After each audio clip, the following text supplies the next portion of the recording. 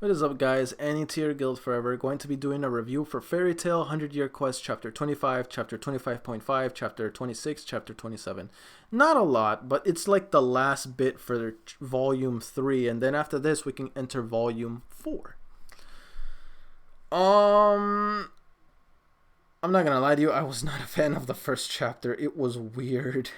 A lot of weird crap. But I will admit I love chapter 26, and I really like chapter 27 too, especially when we got to see that massive dragon. Jesus Christ, in the center of that thing's palm is an entire continent, and people are like little specks on his hand. That thing is world size. That thing is world size. It makes huge sound like an understatement. I wouldn't be surprised if his entire body enters the atmosphere of space. Oh my god. Thing is fucking huge. And I'm guessing the main reason why there's earthquakes is because he probably moves every now and then. And I'm sure he's aware that there's pretty much a city on his palm. He has to be aware of that. Point is, how is he gonna seal this thing now? How is Natsu and the group gonna seal this thing, knowing full well how big he is? And if he's violent, how are you gonna fight this thing? You're an ant compared to it. You can't possibly beat him.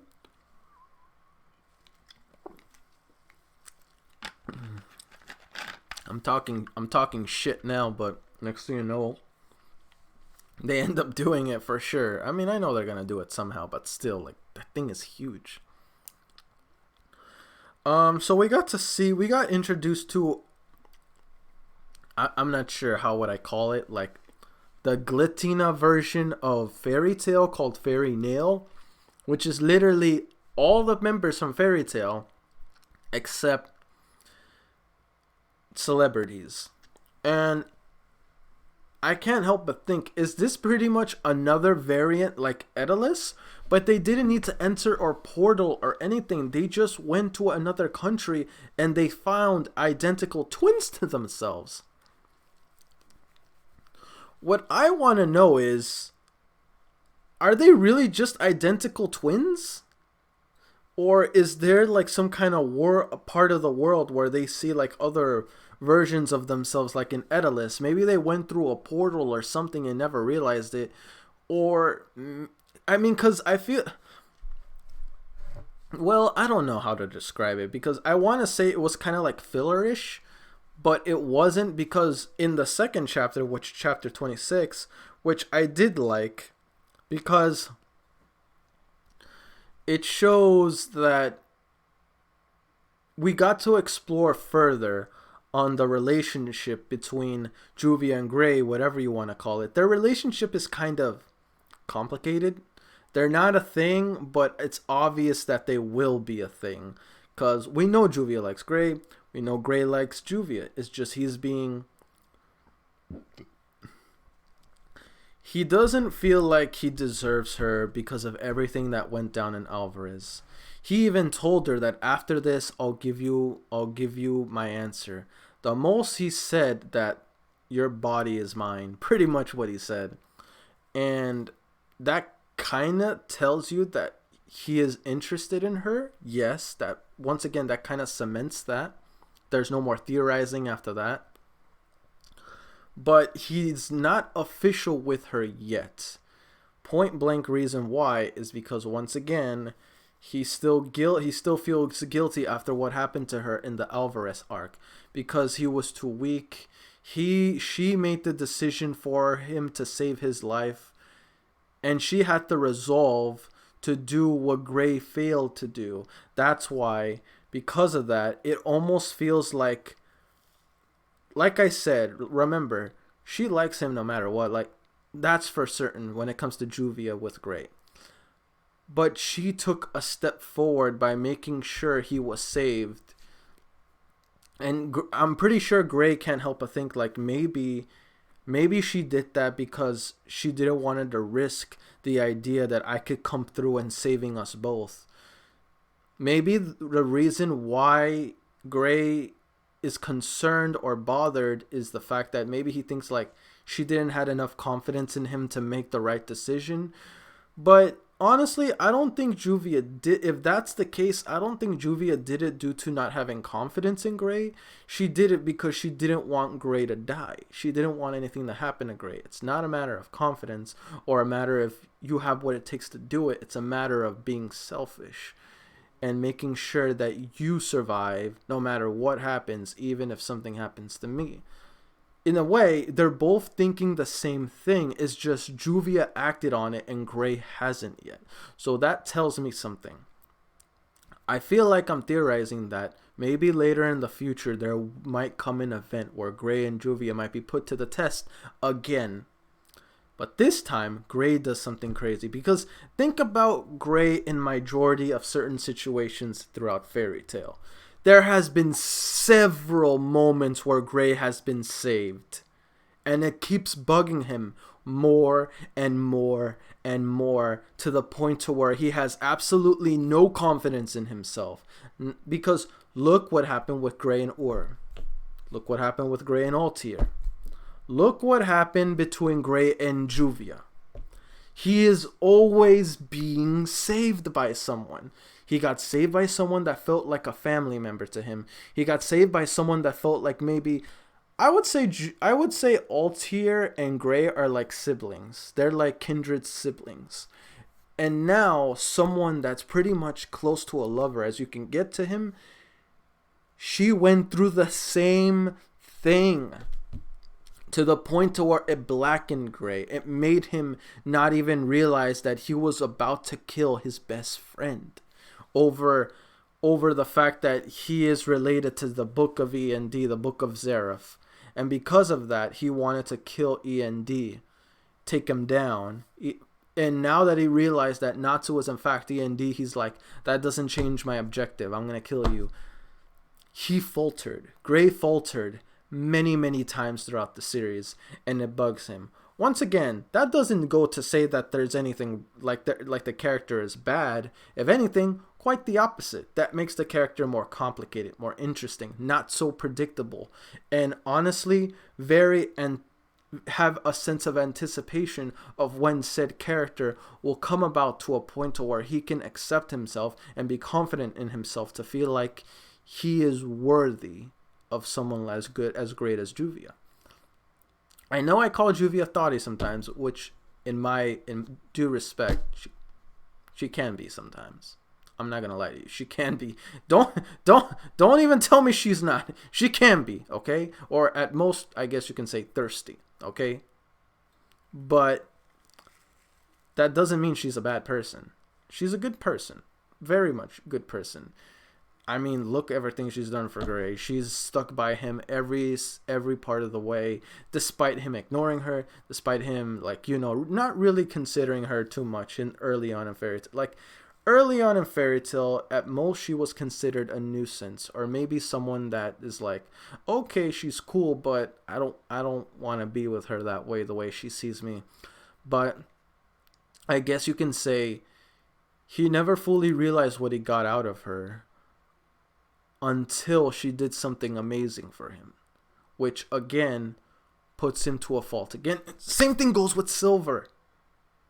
Silver sacrificed himself for Gray. Again, Gray needed to be saved by Silver sacrificing himself by giving Gray more power. Again, another situation.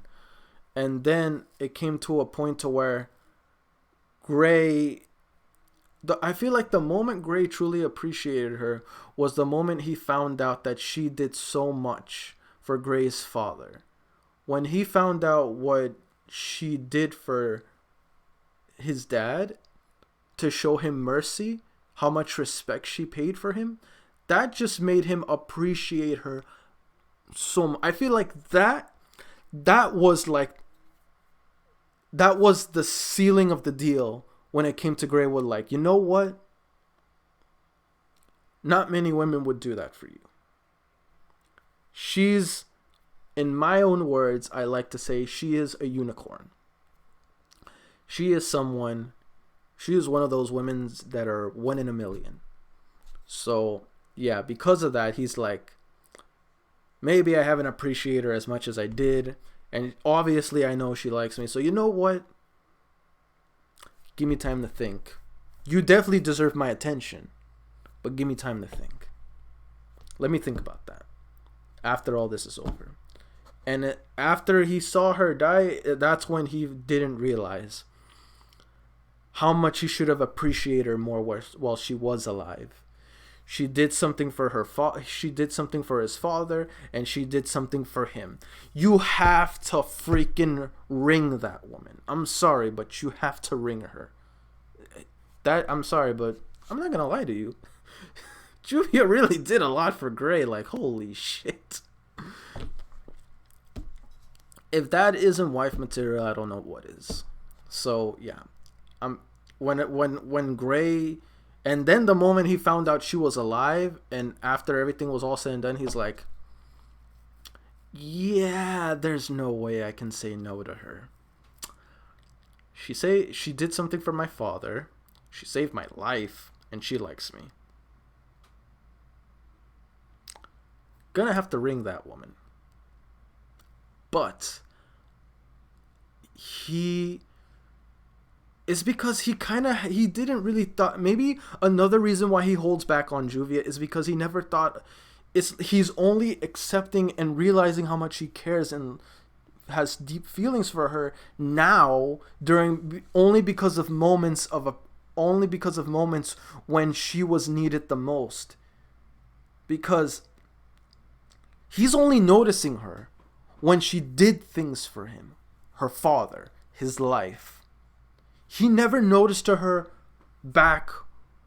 It's kind of like, this is Gray's mindset. How can I be with her and like her now when I never did that for her back then? That's like insulting her. I need to show, if I now like her, I need to show that I can put up or shut up. I need to show that she is someone that deserves the best.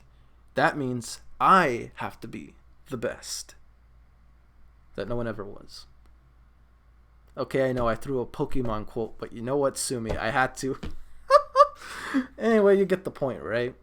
I know I talked about more of Gray than anything else, but I feel like these were very centralized around his character, and I can't help but dissect it so much to the point to where that I never really appreciate how complicated and interesting a character. I'm not gonna lie to you. Like, out of all the Gray variants of, for example, Rave Master, Fairy Tail, and then Eden Zero, I'm sorry, man, but look, I like Eden Zero, I love Rave Master, but Gray is possibly the best variation out of all three, because Musica is just a playboy and a skirt chaser. Wise is a pervert, a thief, and an asshole. I mean, he's not, once again, not saying they're bad characters, but if you were compared to all three, I'm sorry, Gray is the most complicated and interesting character out of the bunch. That's just the truth. That's my opinion. Some people might disagree, but that's how I see it. But anyway, that's it for me, guys. Let's get into questions. Question 1. Are you a Gray and Juvia shipper? Yes or no? And if you are a Gray and Juvia shipper, when did you started shipping them? And give me a good explanation. Give me like a real profound explanation on why. Because I just don't give me the simple answer like, oh, because Gray is cute and Juvia, they're cute. Don't give me the basic answer. Give me a solid answer. A convincing answer. Anyway, question 2.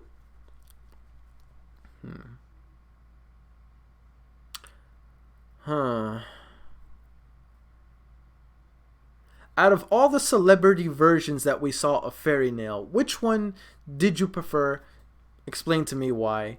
Like, really explain to me why, because I'm not gonna lie to you, most of them I did not like, except maybe Urkis. I thought Urkis was adorable. So, yeah, I'd say I pick Urkis. Anyway, guys, that's it for me. Don't forget to like, comment, sub if you haven't already. Really motivates me to put more content out there for you guys as my guildmates, and I'll see you guys all in the next video. Peace.